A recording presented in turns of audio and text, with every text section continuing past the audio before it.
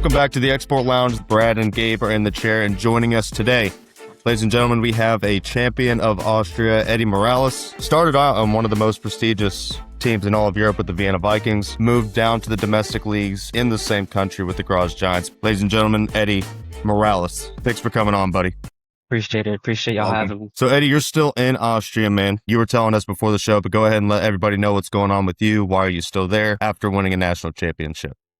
Yeah, just spending a few more weeks out here, after the championship and, whenever with everything that went on and, it was a great thing and stuff like that. So just staying out here a few more weeks. My flight wasn't until a little later. So just staying out here, really just enjoying the country and the city for a few more weeks before I had to fly back home and, get back to everyday life back in New Jersey. But yeah, that's pretty much it with that. Do you get to travel while you're over there for these last couple weeks?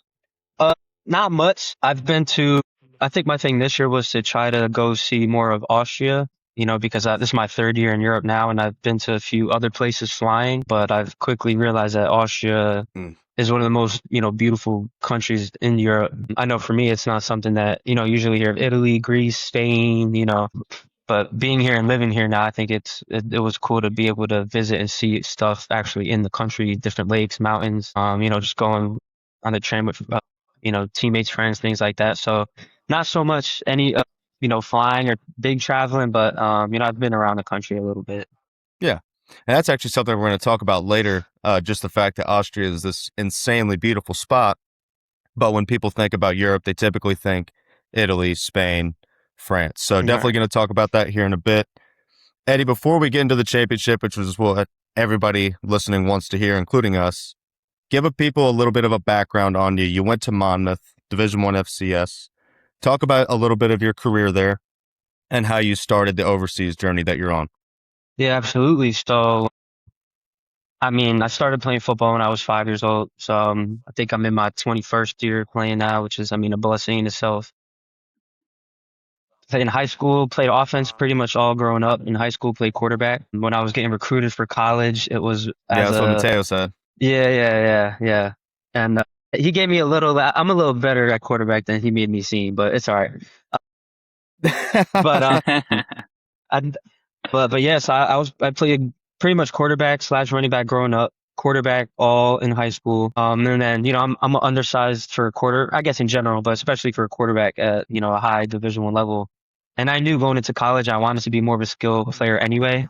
It was kind of more just, I could, was very good at throwing the ball and stuff, but I think it was more of a, let's just put one of our best athletes at the quarterback spot and, just let him do his thing. So once college came around, and a lot of teams wanted me more for receiver, which, I guess kind of fast forwarding a little bit to Monmouth. I was a walk-on at Monmouth at first as a receiver. Then I was in the receiver room for about 3 weeks. And then the coach asked if I could switch more so of we needed more depth at DB. So he asked me, and then, as a walk-on, it's not like you have much leverage. So I was like, yeah, of course, whatever you need, coach. So that was like a week before. Right, whatever gets you on the field. Exactly. So that was like a week before our first game against Eastern Michigan. And then long story short, I stuck there. I eventually ended up loving it. I played offense my whole life, but once I got to DB, I played mostly corner in college, a lot of nickel as well. Very few snaps at safety, which is kind of funny because now in, my pro years, the past 2 years, all I've played is free safety, which is new to me. But yeah, so I ended up just switching to DB at Monmouth, mostly corner, a lot of nickel. I think accolades wise, and I was a 2-team captain there. I got all conference for defensive back 3 times. First team, I was all conference for punt returner 3 times or 4 times as well. My sophomore year was the first time I got all conference. And then after that, thanks to the coaches and God's blessing, of course, and they eventually put me on full scholarship. So then I finished out my career there, I think top 3 or 4 and then interceptions and a lot of PBUs. So ended up having a pretty, decorated career, I guess you could say, as a walk-on. We won back-to-back championships at Monmouth, so I have a few rings there. So long story short, that's, from high school through college. And then, so right after college ended, I think it was about mid-May, beginning of May we finished. And then I got a DM from one of the coaches on the Vienna Vikings and also the quarterback there, who's still Ben Holmes. I'm sure you guys have heard of him. But basically, long story Oh short, yeah, they Ben needed V. another MVP. He's got Duke could play for sure.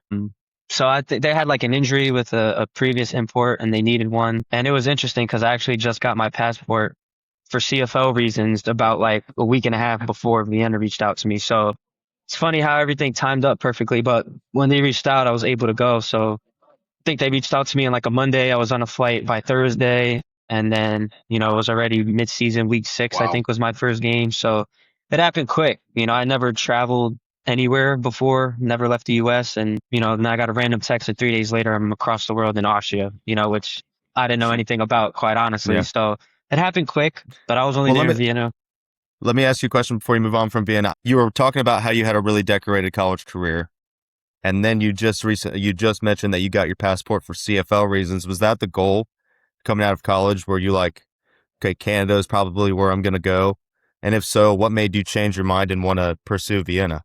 Yeah, so I mean, my goals out of college was the NFL, of course, which I'm sure of a lot of kids' dreams. And I was talking to, had a few Yeah. teams I was in contact with, was invited to a few bowl games, and did well. So there's a few teams that I was talking to, and then mentioned that they wanted to come to my pro day. So that was kind of right after college. I ended up hurting my AC joint in one of my bowl games. So the process of getting ready for my pro day was kind of set back a lot. Wasn't able, can't really sprint, because of that joint. Obviously, can't bench. So tried to do the best that I could. Couldn't really do much. So my pro day, I probably didn't do as best as I would have liked to do. Especially, like I said, my size and stuff. They want somebody who's really fast, very explosive. So I guess number wise, I wasn't exactly, I guess where I wanted to be. So after that, I was talking to a few CFL teams, went to a camp, but quite honestly, not much came out of it, which is fine, which is the reality for most of us, coming out of college. So, quite honestly, after that, I Yeah. didn't really know what to do, what I wanted to do. I had my own training business, so I was doing that. And then the DM from Vienna was kind of out of thin air, didn't know much about European football, didn't know anything about it, quite honestly. And, I wanted to play. So I got the, the text message, saw the opportunity, and kind of just took it and see where it went. I love it. Yeah, I wanted to touch on your transition going from quarterback or always playing offense, then you get to Monmouth and they're like, "Hey, we know you're an athlete. Can you play some defense for us?" What was that like for you? I mean, it's not easy when you go from quarterback. All right, now I'm going to go play receiver. I'm going to walk on. Then I got to go play defense. And then, of course, you excelled for 4 years once you got there. But for you, was it more about the coaching you had there at Monmouth, or was there stuff that you already kind of had in the mind of, I know I can do it this way and make myself successful as a corner, nickel, and what have you? Definitely both, in terms of coaches and skill set. I did have very good coaches, defensive back coaches while I was there. My first coach, Lewis Walker, he's actually the first person who I heard anything about European football. He played at Hawaii and Utah, and then he actually had a stint in Germany in the GFL for I think only 1 year. And then he ended up leaving. He's now at BYU. Then I had another coach, Coach Bishop Neal, who's now at Akron University, who for me, he taught me a lot more of scheme stuff. So just coverage, how to play it, all the things in that. So I had two great coaches. One of them for me was a lot more technique and helping me out with my technique just as a DB and playing backwards and all that stuff. And the other one, Coach Neal, he came later in my career. So I was already, pretty good with my technique, I would say. So, but he really helped me out in terms of schemes and what to look for and reading the quarterback, things like that as a DB. So I really did have really good DB coaches at Monmouth that did help me, DCs, everyone there. But in terms of my ability, I think that, I mean, I played 3 sports since I think I started playing T-ball when I was 3, and then I started playing both football and basketball when I was 5, and then carried those 3 sports all the way until I graduated high school. So I think I was always just, very good at being able to do multiple things, whether that is defense, offense, shooting the ball, throwing the ball, catching the ball, hand-eye coordination in baseball. I think I just had a lot of good basic skills and athleticism. So when I did make the switch to DB, it was difficult, obviously. I'm not going to sit here and say it wasn't. And then obviously in a Division 1 setting for the first time, really playing DB. I played a little bit before, but the DB at those kind of levels is a lot more technique. It's different. So it definitely was tough. I had a lot of good receivers, a few receivers that I went against that had NFL stints.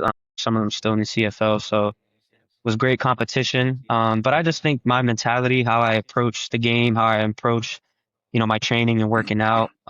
And then, as I mentioned before, just coupled with the coaches and the knowledge that they had, I think just putting all that together after a few years of getting better, I think it just helped me turn into the defensive back that I am now. It brings up a funny point because you're the first Division 1 player we've had on this show. I'm Division 3, Gabe's Division 3, Brad's Division 3, Mateo, somebody who you know really well. We might touch on him here in a bit, but we're all from a Division 3 landscape, completely different than what you probably experienced at Monmouth. It's not a hot take by any means. It's kind of somewhat thought around Europe that Division 3 guys, NAIA Division 2, they typically translate better over to Europe than Division 1. Just due to the nature and the infrastructure that is over in Europe, it's usually more similar to those smaller school fields. Mm. You went right over to the Vienna Vikings, which is the ELF, but you also have a lot of experience with Graz. My question is, did you have a tough time adjusting coming from that really great situation that you just spelled out for us over to Europe? How big was that jump for you, especially when you go from Monmouth to Vienna and then down to Graz? Was that a big change for you? Was that a hard adjustment? Yeah, I would definitely say definitely a big change. I don't know about hard necessarily. Obviously, at Division 1 level, I mean, we have the resources, we have the gyms, all the coaches, all the recovery, whatever, everything that comes with it. But I think the biggest thing was just the approach to practices and like the games out here and just the approach that coaches took, if that makes sense. I'm sure it is the same with D2, D3, with any level, but in the States, coaches are very, a lot of yelling, very, how it is you got to get stuff done at this time. It's got to look like this, Yeah, yeah. this, how it is. There's just a lot of, I can't even think of the word, but there's just a lot that goes into it, very just demanding. But the biggest like change and thing that interested me when I came to Europe was how more calm it was, like even in the ELF with the Vienna Vikings, good coaching staff, obviously. I mean, they've had all the success all these past years and with the players they have, but it's still such a more laid back approach than I guess what I was used to. And I feel like any of American imports are used to. The coaching is a little different, how they come to you about things, and maybe watching film definitely is a little different. But I think in terms of practice and the actual culture and the living thing, it wasn't that big of a change to me. I mean, because Monmouth did. I mean, it's a Division 1 FCS school, but it's not like a Georgia or Alabama where we have the top of the art facilities and all these different type of things. So while it is a D1 school and it is bigger and obviously of course it's a big school. When looking at it out here, that there aren't, I guess, too many Division 1 players. I think the way I lived at Monmouth and the things that went on, I don't think it was necessarily way too much different. I feel like my transition here was obviously it's hard. The biggest, hardest part is just moving to Europe, to a new country, new language, all those things. But I think in terms of football, honestly, it was kind of easier. You only practice 3 days a week. You're off every other thing. You only practice at night from 6, 7 o'clock on or whatever it may be. So yeah, I mean, it wasn't too Yeah, whatever you hard, can do. but it was just, it was just different. That's all I kind of would say about that. I mean, we look at Vienna as one of those really well structured organizations from the European landscape.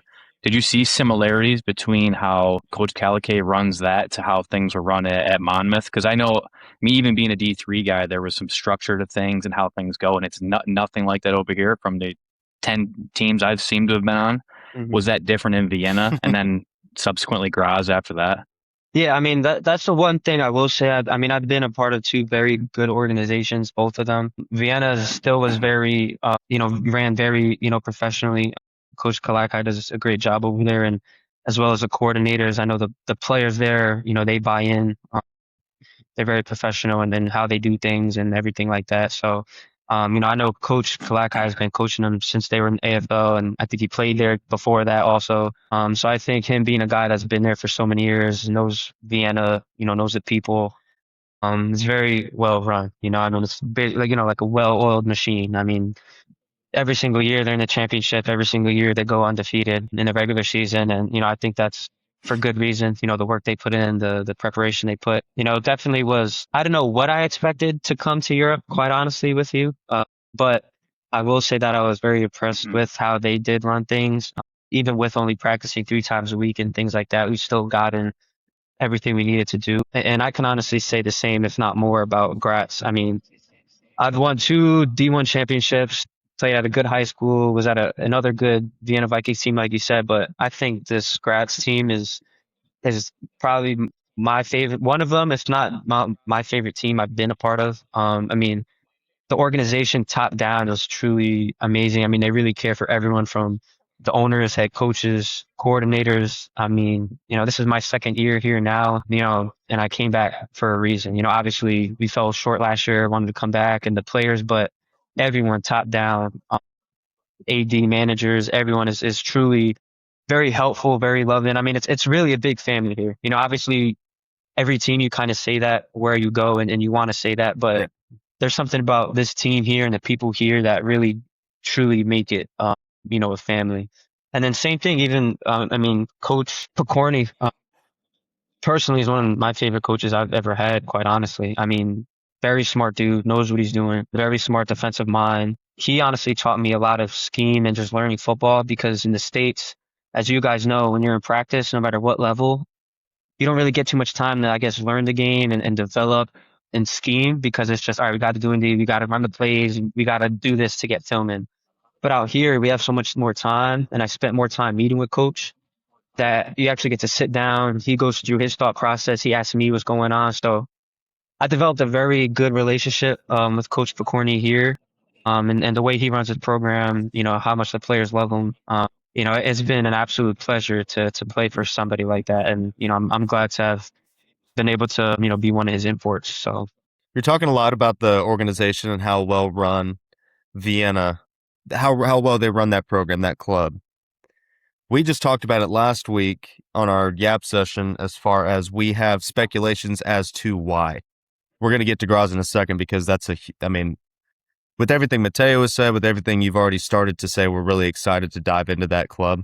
mhm. But as far as Vienna, last week we had said we think that there's a correlation between these teams who are in these ELF, AFLE, EFA leagues having a domestic league team still participating in that league. Were you able to get some really good perspectives on if they are really that connected between the top club and the domestic league?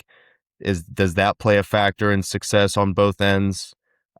Anything you can tell us there, because we had that speculation. That was our take. Can you verify that, or were we completely dead wrong? No, I think you guys are pretty spot on with it. I mean, one, I would say, in my opinion, I haven't been too many places, but I would say Austrians in general have some of the better homegrowns in Europe. Agreed. So I think, obviously, with that being said, in terms of Vienna also being the biggest city in Austria, I think they get a lot of players, just from that alone. But I think you guys are spot on with with the domestic club aspect. I mean, their AFL team is also a very good team. I mean, they went to the finals last year. Every single year, even the year might be a down year for them or whatever. I mean, they're still very competitive, still win a lot of games, still one of the top 3, 4 teams. But I would definitely say that's a big reason. I mean, I wouldn't say we were necessarily directly connected and correlated with the team. Like, we practiced separately, we met separately, and all those things. But I mean, we shared the same gym, we shared the same meeting rooms, same practice rooms. So we're always around each other. The head coach of the AFL team is the D-line coach of the Vienna Vikings. So obviously that's a direct pipeline there for their players. I'm pretty sure pretty much all, if not 85, 90% of the players on the team have came from the AFL team growing up, and then once, they were ready to move on to now the European League, they made that jump. I mean, I can, name a bunch of players that have done that there that are phenomenal and still phenomenal. I mean, just one player example, like Ben Straight, for example. That's my guy. He was the first one I really met there, but I mean, someone like him, he grew up playing for them his whole life. So I think when you are an ELF team like that, and you're in a position where you have a domestic team also as well as a youth team, I mean, I think it sets you up for really good success. And then, like I mentioned before, when you add the fact that Austria in general is one of the better European football countries. And then on top of that, you're in the biggest city in Austria, you know? So I think you put all that together, they definitely have a big pool of really good players. I mean, they also have players from different teams, like, you know, I think Nord Torres from Salzburg, you know, there's a few guys from Tyrol. Um, so along with having the biggest, you know, city for it, I mean, they're also pulling the best players from every team around the country, and it is one of the better football countries, you know? So I think when you add all those things together, then you get the product that they've been putting out, you know, for the past 5, 6 years. So you go from Vienna, and we're moving on to Graz. How dramatic was that change going from the ELF to an AFL? Because you've said really good things about both. Is it as dramatic as some people may think, or was it Graz is a really well ran program? Things are pretty similar. It was smooth. I mean, it was very smooth. They were run fairly similarly, just obviously in terms of schedule and how they do things, but it was very smooth. When I came in here, everything here in Graz was very professional. You know, nothing was, you know, late or it wasn't hard to communicate. Everything was, you know, right on time with the owners, coaching staff, and everything we did in terms of a team and playbooks and all that stuff. I mean, it quite honestly didn't feel that much different from Vienna. The only difference I would say between the two leagues is just the European leagues, say, feel a little more professional only due to the, you know, the social media presence and the TV deals that they have. But besides that, I mean, in terms of the club itself and our meetings and practices and stuff, it really isn't much of a difference at all, if I'm being honest. And I would go as far to say I think the big difference between the leagues is the front seven. You know, I mean, the ELF, EFA, you know, those leagues, I mean, you got some pretty big dudes. I mean, up front, obviously, O and D line, tight ends. I mean, you got bigger dudes up front. But I would say skill wise, quite Yeah. honestly, I don't think it's too much difference. If we're talking, you know, specifically like homegrowns, let's say, there's, I personally feel like there's a lot of guys on my team right now in Graz that they could go up play in an ELF team or EFA team right now, honestly. I know that's not every team. You know, I know we won the championship in one of the, you know, better domestic leagues in Europe, but the drop off and the skill, I would say in the competition, it honestly doesn't feel much of a drop off. Maybe the guys in the ELF may be a little older, you know, just a little more put together at times. But other than that, I mean, there's still some pretty good football players in this league, players that, you know, where they're playing at and Absolutely. you know, necessarily might take a jump to the European leagues just because they don't want to, but they could say that that was definitely smooth. I mean, the biggest difference is just I mean, in Austria is only one on each side. European leagues is two, so it adds definitely a different dynamic when you can have an extra two people, you know, American imports. But I would say other than that, it really wasn't much of a difference, you Yeah. know, and how it was ran, how coach ran, it, how the managers ran, and the owners, and how everything was done here in Graz. Like I said, this is one of the better programs, you know, I've been a part of, top down, from how it was run to how the players played and how how bought in they were, you know. So Speaking of drop offs, when you were in the ELF and you were going against opposing Americans to other Europeans, did you notice much of a skill drop off, or did you have to mentally approach the Europeans just as Americans, or like how did you see a difference in play I definitely always I never for yeah I receivers? never I wouldn't I always approach everyone, no matter what it is, the same. I mean, at the end of the day, he's a football player, I'm a football player, and we're about to play this game against each other. You know, that's kind of way I like to look at it. I mean, I'll be lying if I said there wasn't, you know, a little bit of difference. I think the biggest thing in terms of like how Americans or Europeans play, I think the biggest is just like the speed and explosiveness. You know, I think out here in Europe, you had really big dudes, really strong dudes, also really fast dudes, of course. I mean, people could definitely run, but at least in my experience of what I've seen, the like the quick twitch, your little side movement, quickness. I feel like that's the biggest difference. Specifically, just talking about skill positions with DB and receivers. But even with saying that, I mean, Europe has some ballers. I mean, and you wouldn't really know that until you came here and played with yourself. I mean, the Europeans could play. I mean, receivers could play. And yeah, I mean, I don't go into any game, no matter who it is, treating them differently. I go about everything the same exact way. Because at the end of the day, football's football, and you know, any given Saturday or Sunday, as you guys know. So I mean, Yep. it doesn't matter who they are. For whatever reason, they could come and throw up 300 yards that game just cause, so I never went about it that way, but Europe definitely has some receivers that can play for sure. So That's the beauty of it. we've talked about on this show a few times the importance of different aspects of coming over here. It seems like Vienna has a really good culture. It seems like Graz has a very good culture from the managerial perspective. For you, coming from a D1 program or even just a college program, for us, like those are some of our closest friends after going through blood, sweat, and tears with them for 4 years for most of us, and then for you coming over, what's the culture like in Austria from your perspective of the players around you, more or less the Graz players? Because like you said, there's some that are good enough that can make that jump to the ELF or the EFA, but they want to stay home. They want to stay and put on for their city or for their homegrown team. What's that culture like for you to get into? Are they, super proud to be a Giant? Are they like just like, hey, Eddie, get in here, get ingratiated in our culture, and let's become one unit? Because we hear stories from guys that are on the outside. Are they just super like, hey, you're one of us now. Let's get into it. Yeah, absolutely. I think that was probably my favorite thing about coming to Graz was exactly what you just said. Like literally the first day I got here, they brought me right in at their own. And I mean, we haven't really talked much about the championship, but you can feel when we won. I mean, the last time Graz was in the Austrian Bowl was in 2018 or 16, I believe, and they lost by a lot. And then the last time that they won an Austrian Bowl was in 2008. So it's been a long time since they've had success, and you could feel it in the few weeks leading up to the Austrian Bowl, and of course after we won, you could just see the raw emotion from the players and coaches. And I mean the tears, the smiles, the laughs. I mean, you could feel that it really meant kind of everything to them. And like I mentioned, like there's some guys that could definitely play at the European levels easily, 100%. And they chose to stay here and try to do it again and try to bring this city a championship, and it meant everything to them. Everybody on the team, like Daniel Schoen, I mean, he was my teammate in Vienna actually a few years ago. And then he came back and he wanted to be what was going on here. He was our OC this year. Pretty much, I think our other D-line coach, some of our other coaches, like they grew up playing for Graz. So like it's very, very, very family oriented here.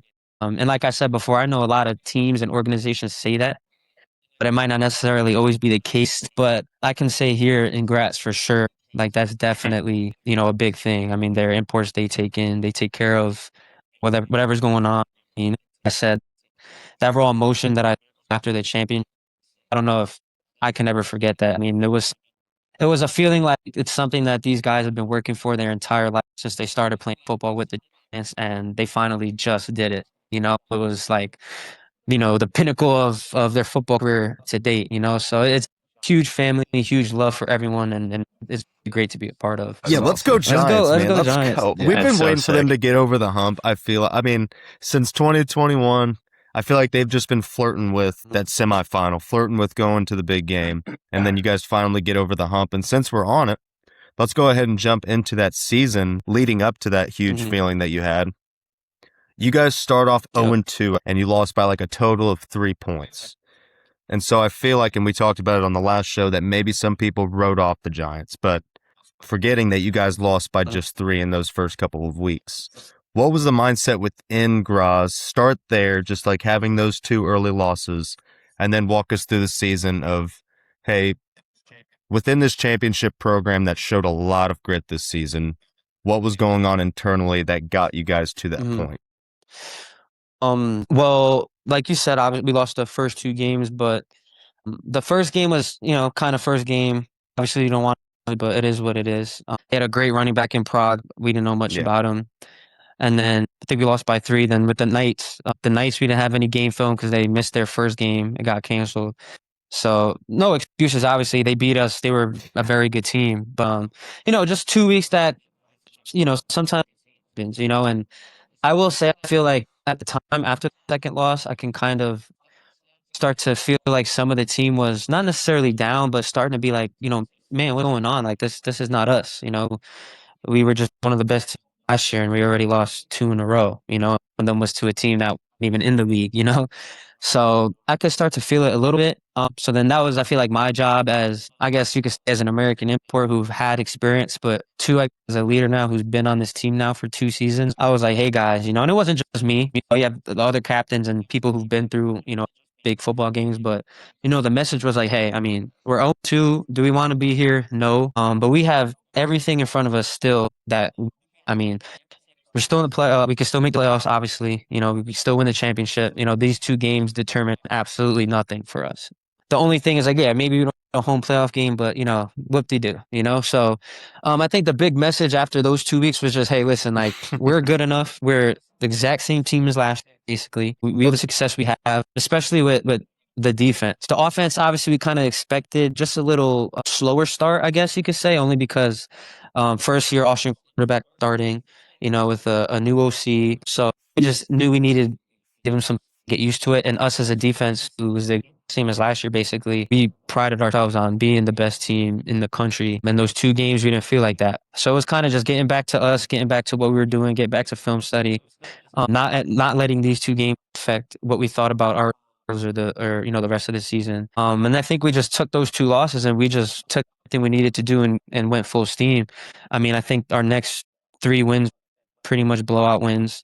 The only next loss of the season came from Dragons, which obviously is another very good football team who we ended up, you know, beating in the championship. So, hey, as we're 0-2, all right, we could still finish the season 8-2 and still be top teams in the league. All right, so let's just do it. And that was our plan, you know, and I feel like after the Yeah. 2 weeks, we did just that. Like I said, we lost one to the Dragons a few weeks later, but we beat them in another one and then just kept winning out very big. And then I think with the growth our offense made, and of course our defense too, I think we were playing our best football, you know, by a game 7, 8, 9, 10, which, you know, as an organization who's going into the playoffs, that's exactly when you want to start to peak. And then got to carry that through the playoffs, which I would say exactly what we did, you know? So, Yeah, he did.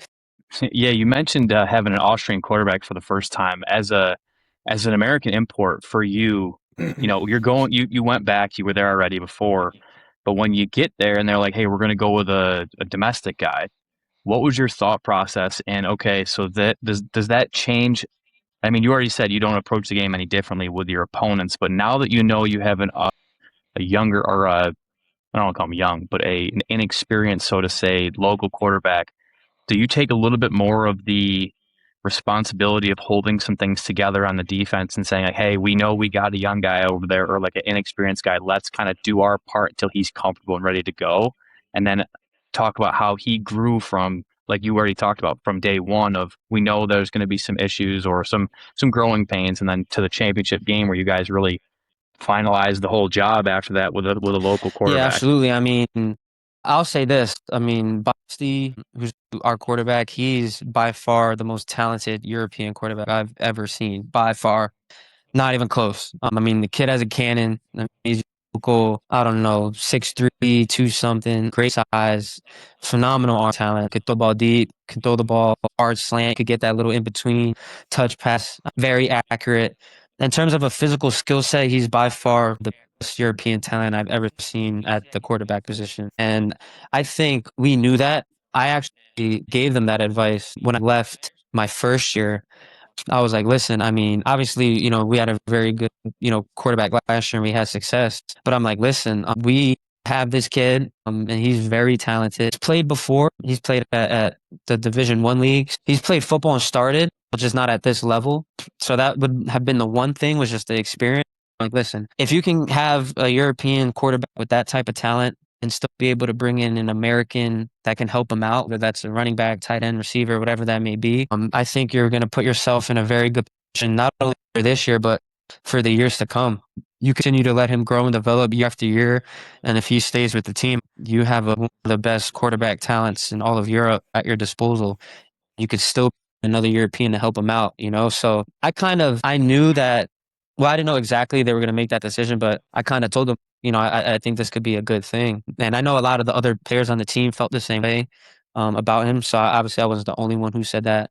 But then, long story short, so they decided to go with him. And then to answer your other question, about defense, like I mentioned before, I mean, we pride our defense in being one of the best defenses in Austria. And I mean, I think we could play offense in Europe, to be honest. In the domestic league, obviously your ELF teams have, players from all these other places, more Americans. But I mean, I think our defense could play top to bottom. I mean, we had a defensive MVP, Franz Korger, this year. Dog. I mean, our other linebacker, Wally. I mean, he led the league in interceptions, and I mean, we just have players all over the place. And you're exactly right with Bossi's situation. It was like, hey, like we know how to, quarterback's first year in the AFL. We know the we have, so let's do what we have to do. Let's keep the score low. Let's score ourselves. We have to, which we did quite a few times this year. But let's just do what we have to do to keep Bossi comfortable and to allow the offense to play from a base of confidence. So all right, now they're on the field. Now you have to work from behind, or it's fourth quarter, 3 minutes left. Like they have to score. Like let's try to give them the most amount of space they can do to be comfortable and work. Basically, I think we did that first two games, even though we lost. Wasn't terrible defensively, but not the defense we like to play. But I think from down the rest of the season, we did what we were supposed to do. And I think as the season went on, as you can see from the scores, our offense just took off. We were blowing teams out a lot. End of the year, playoff game, we scored 70 points. Semifinals, we won 41-6. And it's ridiculous the production our off putting up near the end of the year. So I think it's exactly the right time. Our defense was definitely, I feel like, a little more experienced, only because we all played with each other already, including the American import, which I feel like adds a lot to that. So yeah, it didn't take a long time for Boston to get going. I mean, even the first few games, they're scoring 20 points. It's just, they just needed to get more of a feel to it, but once they caught on, I mean, I don't think they slowed down once. So. Yeah, you were talking about blowing out teams. It was Vienna that you played in the semifinal, I believe. Did that have a different feeling to you coming from Vienna, or is that a completely different team to you? Is that ELF team not really associated with that team that you beat the hell out of? Yeah, it's a different. I mean, we played Prague in the semi. We played Salzburg and then Prague in the semis. But even when we played Vienna in the regular season, yeah, I don't really have, because it's a team, different coaches, different players. It's like Vienna, but it's not like the Vienna that, or the people I'm used to. So you mentioned this last season was kind of like the pinnacle of some of your homegrown players' careers so far. What did this season and this championship mean to you, given that you were here last year and that you plan to return next year? What did this? Oh, he does? Was this the pinnacle of your career? Or sorry, did I misinterpret something? Yeah, I guess we can blend into that too. News. No, yeah. What did this last game mean for you for the past and then going forward with the, I guess, unforeseeable future then? Yeah.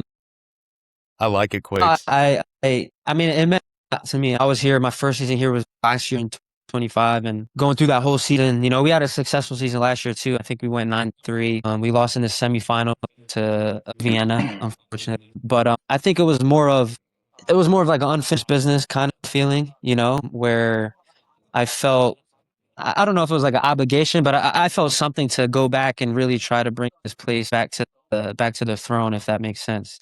After that year, one thing too is after our final loss last season, I felt that was the first time I really felt the pride and the love that the players and everyone had for the organization. People were really distraught after the loss. Like we were right there again, and they just fell short again. It was tough, and it was tough. A few teams, of course, over the offseason, but I feel like early on, I kind of already knew I wanted to go back. I knew that Graz wanted me back after my first last year. So it was kind of more of just seeing what other team came, what other opportunity came. But it would have to be something, pretty good to leave this. And a few conversations with them again before I came. I was like, listen, if you want to come, there's our only goal is to win, and I felt like that from February when we first got here, and before the season started, and we got to bring this trophy home. That was the big thing to do.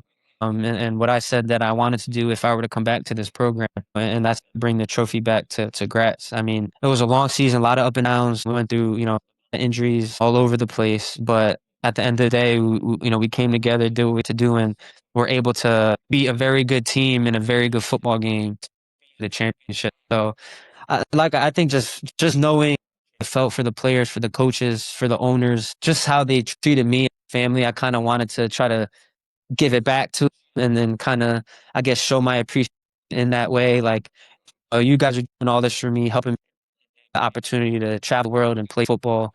I want to try to help as best I can bring you this trophy and show you my appreciation in that way and do everything I can as an import player to help be in the best position to do so. And then, like I said, just after winning that, once that fourth down stop and the seconds ran off, I mean, it was just like dreams are amazing. It's just knowing the team that I had, the players, the conversations, hearing how much it meant to them, some of them being in the program for over 10, 12 years and just seeing no reward from it.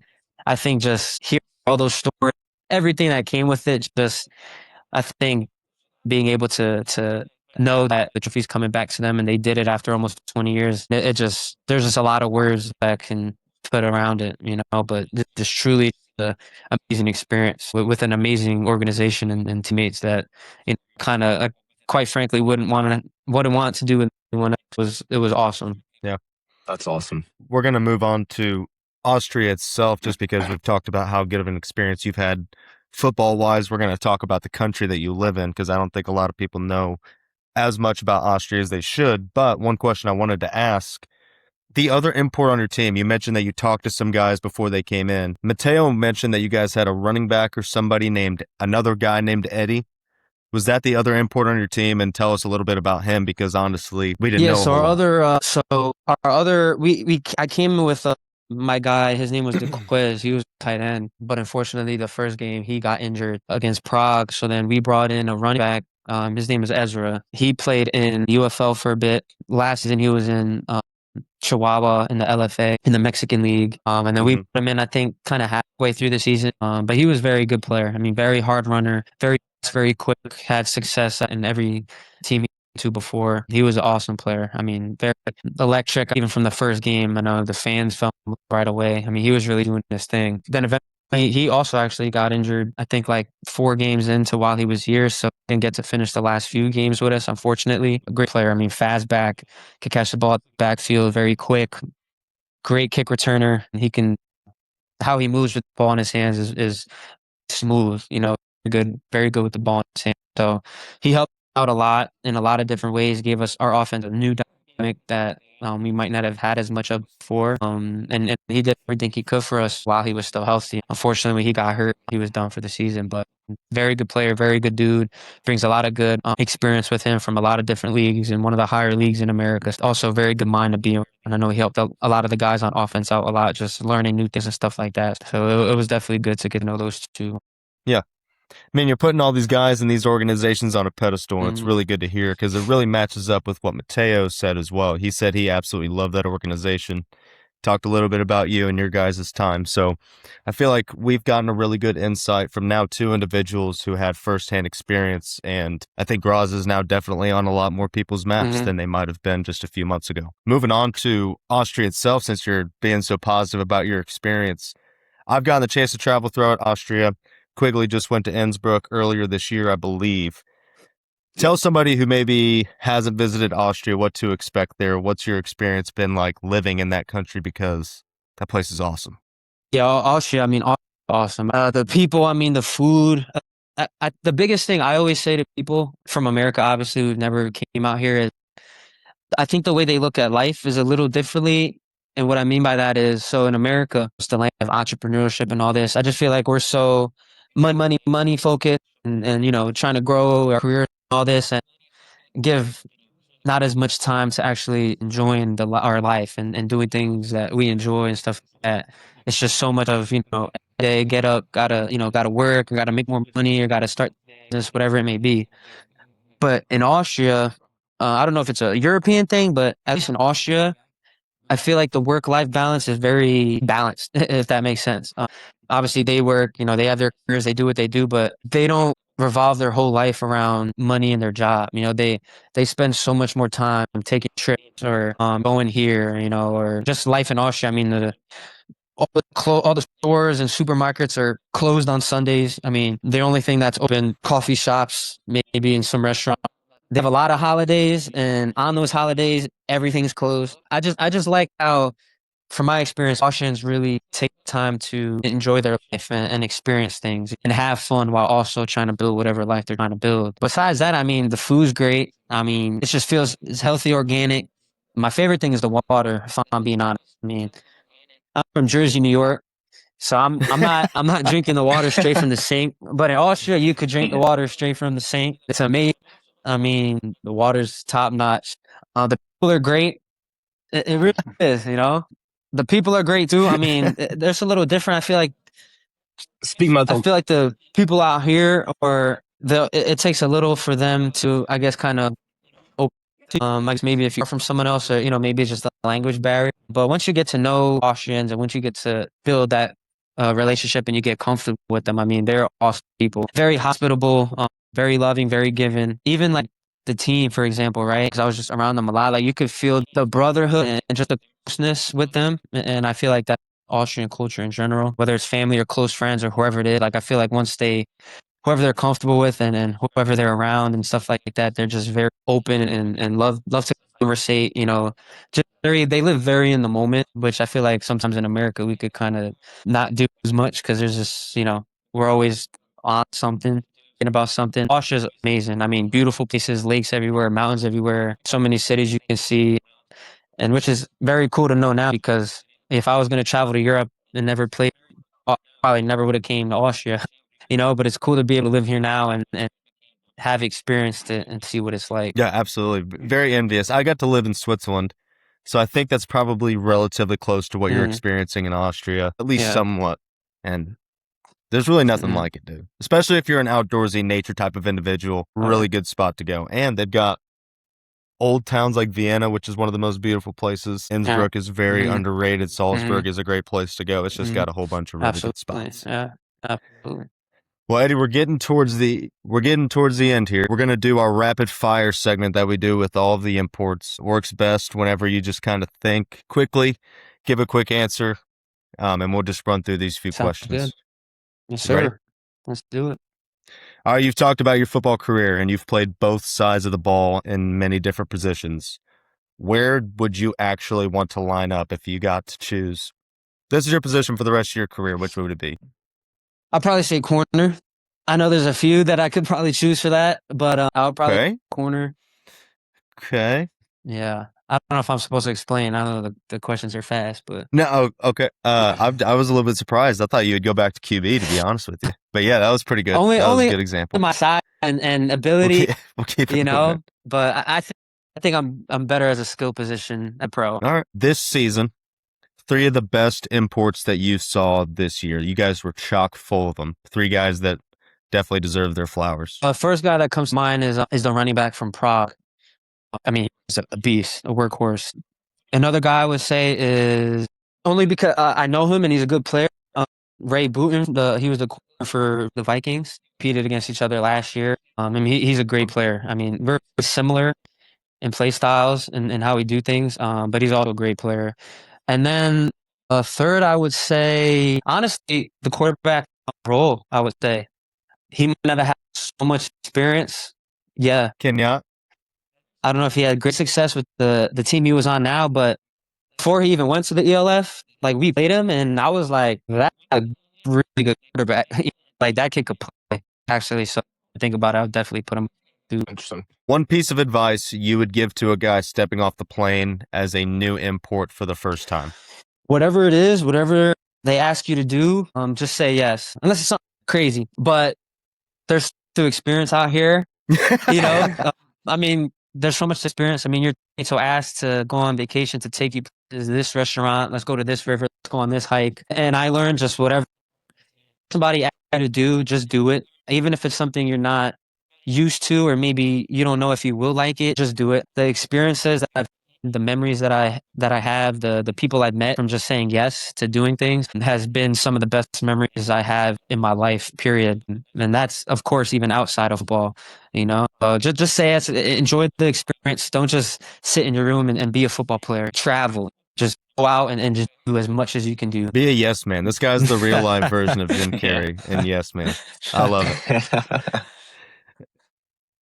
I think we know the answer now that I'm talking to you, but one of my rapid fire questions was Austrian Domestic League or another shot at the ELF, if you got to pick one, or EFA, AFLE, whatever you want to call it. It's a hard to know. I hate It that depends. shit. Depends on the team. It depends on the situation. I can't just say yes or no, but I'm definitely not opposed to taking another Okay. shot again at the EFA league because obviously I think I could play there and do very, very well.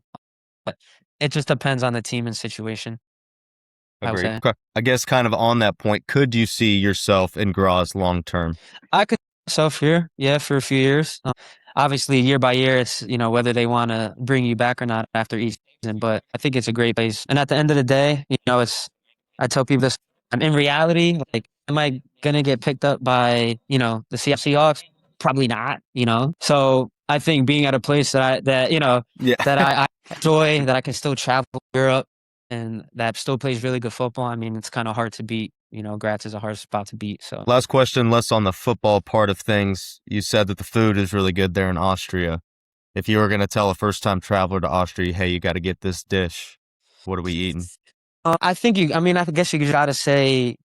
I guess the first thing that comes to mind is Schnitzel. I mean, Austria's thing, but I will say I don't know. I don't think we have this in the U.S. I've never done it, but they have kebabs. My goodness, the kebabs out here. Oh my, they are top notch. There's all over Yes, Europe. yeah. I know. I know it's a European thing, but I know in the U.S. a kebab to us is the meat on a stick, and then you just eat it. So I didn't know that was the sandwich out here, Yes. but when I Yeah, tried yeah. it, it's by far one of my favorite sandwiches. So, like, you could get a schnitzel because it's the original Austrian dish, but kebab is a must. Durum Yeah, there you kebab. go. All right, my final question. Yeah, my final question in our rapid fire segment with you here, Eddie. You've done great so far. This happens quite a bit when new imports come to new teams. They reach out to guys who have been at that location before. A guy DMs you playing in Graz. What's that number one selling point that you're going to tell him that tells him that he should take that opportunity? I've talked to a lot of dudes in Europe, and this is, they always say that we got probably one of the best ones. So it sounds funny, but, it is really good. And then, like I said, the thing is just the organization, how well it's run. If how helpful they are to their imports is by far the number one question asked. Good job on man, the for the food. rapid fire segment. Probably our quickest answer guy yet. A lot of guys get carried away. That was pretty good from me. Well, Eddie, we're wrapping up. This has been a really good show so far. Any last comments, statements that you want to make just about that Graz championship in general, finally getting over the hump? Any kind of message that you want to say about those guys over there? Because I know it's a big deal. I guess just the biggest thing is just I'm proud of the guys. If they see this, I know the work they put in. I know how many years it took a lot of them to get to the point and how many years they fell short. I'm just glad to be a part of it. At the end of the day, I'm just one person, but the homegrowns and the coaches make up the 8% team, So I'm grateful that one, they wanted to bring me back, and that they trusted me enough to be as good as a player as I can be for them. I'm just happy that we got the mission completed. That the main mission, the only mission at the end of the season, no matter how many injuries, losses had leading up to it, they complete, and I'm just the guy and enjoy the rest of their lives, and then they'll be in Graz football history, forever. So I'm just grateful that this was the team that got to do it. Oh, yeah, man. Well, Eddie, thank you for coming on, man. Congratulations to you and the Graz Giants, man, on a huge win. Ladies and gentlemen, Eddie Morales, one of the staples of the number one team in the Austrian Football League. Really good, solid player. Swiss Army knife that can do it all. We're really excited to watch where you end up going. AFL MVP, now AFL champion. Eddie Morales, thanks for coming on, man. Guys, this is Exported Athletes. If you want to do what Eddie is doing, going and making these relationships, winning championships, and living in beautiful places, follow us here at Exported Athletes. We'll kind of help you show the way. And you get really good insight from guys who are doing it at an extremely high level. Brad, thank you for joining us again. Gabe, thank you for all your duties, man. This is Exported Athletes. See you next time.